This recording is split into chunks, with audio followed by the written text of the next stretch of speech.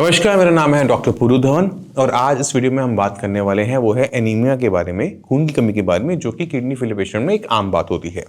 ये क्यों होता है, किस वजह से होता है, इसमें क्या हमें अनार खाना चाहिए, चुकंदर खाना चाहिए, इन सबको हम डिस्कस करने वाले हैं इस वीडियो के अंदर। तो शुरुआत करते हैं सबसे पहले कि किडनी फेलियर पेशेंट में खून की कमी आम बात क्यों है, क्यों हर दूसरे पेशेंट में खून की कमी हमें देखने को मिल रही है। तो हम अपनी किडनी को जानते हैं कि वो खून को साफ करती है, खून को साफ करके जो गंदगी है शरीर से उसे बाहर निकालती है।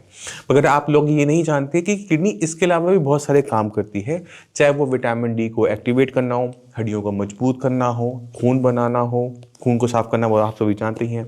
तो जैसे मैंने बताया कि किडनी का एक और काम है, वो है खून को बनाना। बट वो ऐसा क्या करती है कि खून बनता है, इसे समझना ज़रूरी है।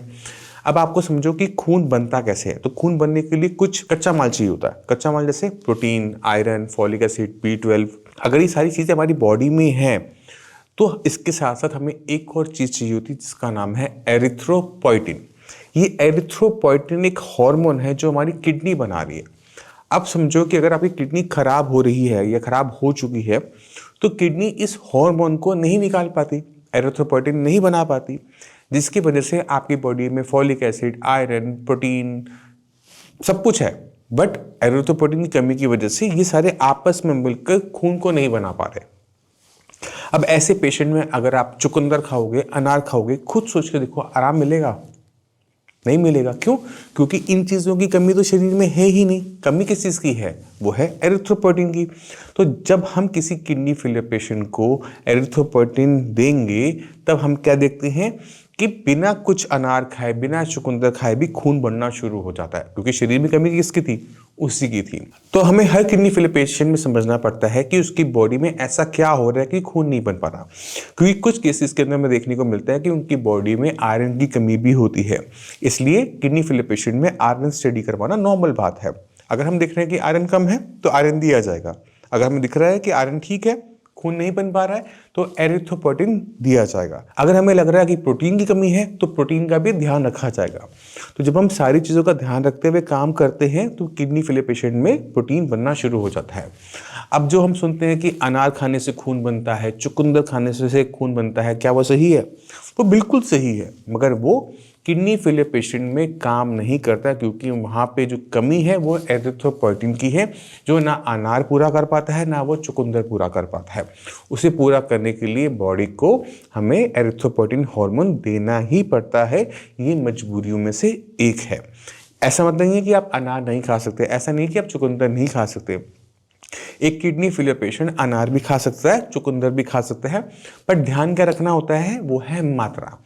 कुछ पेशेंट गलती क्या करते हैं कि खून बढ़ाने के लिए ना चुकंदर सुबह, दोपहर, रात खाना शुरू कर देते हैं। उसमें उनका पोटेशियम की मात्रा बढ़नी शुरू हो जाती है।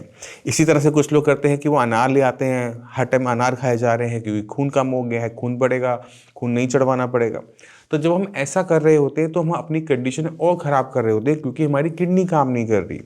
जो पोटेशियम हमारे शरीर में अनार के फॉर्म में या फिर चुकंदर के फॉर्म में जा रहा है वो निकल नहीं पाता, वो बॉडी में इकट्ठा होना शुरू हो जाता है।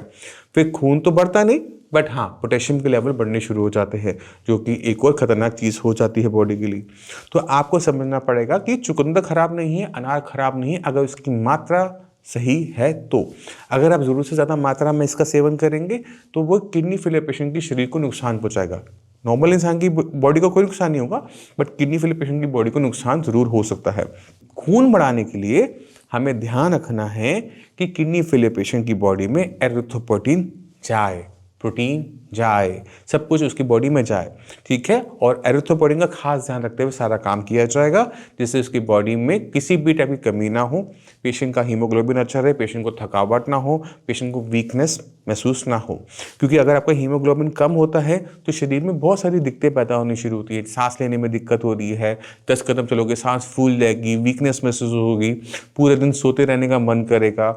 तो ये सारी चीज़ें अगर हमारे शरीर में नहीं चाहते, किडनी फेलियर पेशेंट के शरीर में नहीं चाहते, तो हमें हीमोग्लोबिन लेवल को अच्छा रखना पड़ता है। और उसके लिए हमें जो आपको मैंने अभी तक बताया उन पे आपको काम करना पड़ेगा। फिर भी आपके माइंड में कोई भी डाउट आ जाए, कुछ भी पूछना चाहते हो, मोस्ट वेलकम है, आप आके मिल सकते हो, डॉक्टर से बात भी कर सकते हो। इसी के साथ मैं आपसे चलेगी आगे चाहूँगा। मिलते हैं अगली वीडियो में, तब तक के लिए नमस्कार।